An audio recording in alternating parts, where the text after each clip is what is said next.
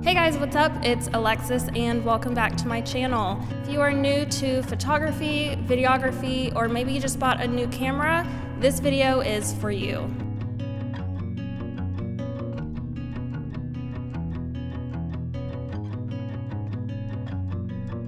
Knowing how to properly expose your photos and footage will not only drastically change and improve your work, but also make the editing process so much easier. There are 3 components of your camera that affect the overall style and quality of your photo or video. These 3 go hand in hand and work together in order to ensure proper and balanced exposure. There's the ISO, the shutter speed, and the aperture. And while the way you set these up will vary depending on if you are shooting photos or video, it is still important to know how they work. There will be 3 parts to this video. 1, understanding your ISO. 2, understanding your shutter speed. And 3, understanding your aperture. So let's get into it. The ISO is represented on your camera as its name and can be changed by increasing or decreasing the number. The higher your ISO, the brighter your image. The lower your ISO, the darker. When shooting in a well-lit setting, such as a sunny day or a naturally lit studio, your ISO should be at a lower number, and vice versa. If you are shooting in a low-light setting, such as nighttime, you'll want your ISO at a higher number to get a brighter shot. It's important to test how high your ISO can go before it affects the image quality. When bumping your ISO too high, you will notice grain or noise showing up on your image. Unless you are going for an intentional grainy look, it's important not to exceed your camera's limit.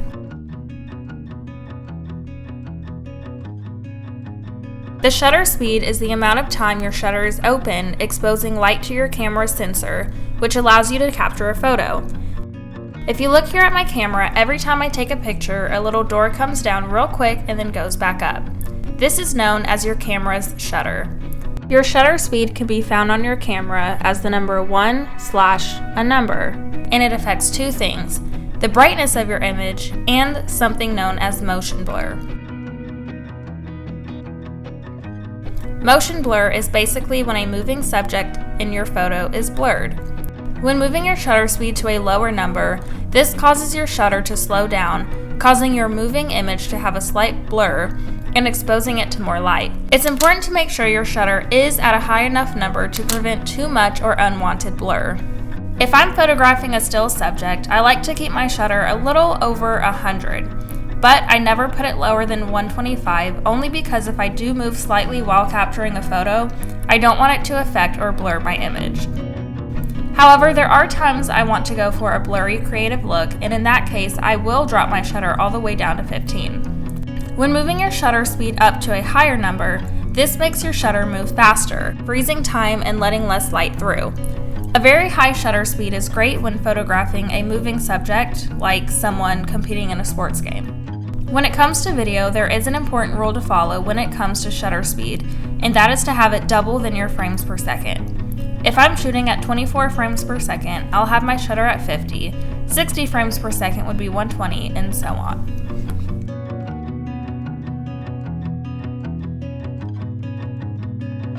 The aperture is the hole in your lens that affects how much light is passing through.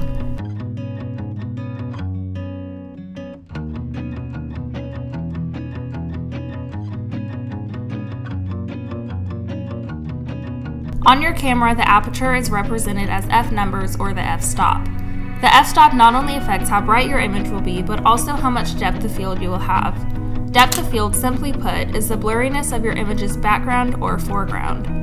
The lower your f-stop number, the more your aperture opens up, causing your image to appear brighter, and the more depth of field or blurriness your background will have. The higher your f-stop number, the more your aperture closes, causing your image to appear darker, and the more in focus your background will be. It is important to note that at times, if your aperture is too low, let's say at 1.4, it can cause parts of your subject to be out of focus, like a person's nose. I have to admit I have been at fault with this, but it's all in the learning process. Secondly, if your aperture is too low, particles in your lens or camera sensor may show. So, make sure your gear is clean if you plan on dropping your aperture below, let's say 5. Again, this has happened to me.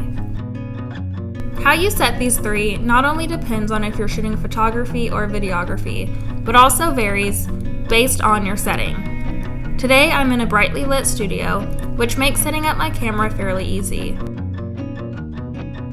I will set my aperture between 1.8 to 3, my shutter speed will stay between 125 and 150, and since it is so bright in here, my ISO should stay at around 150 to 400. However, for my video shots, my aperture and my ISO should roughly stay about the same, but my shutter speed should be double my frames per second to ensure the highest quality footage. If you are new, I challenge you to go out to various locations and practice changing each of these settings to see how it affects your shots. Alright guys, that is it for this week's video. I hope you liked it. If you did, go ahead and hit that like button. And if you would just like to know more about photography or videography or cameras in general, go ahead and subscribe. And if you would like to watch the full cinematic portrait video that I made from today's shoot, I will link it in the description below.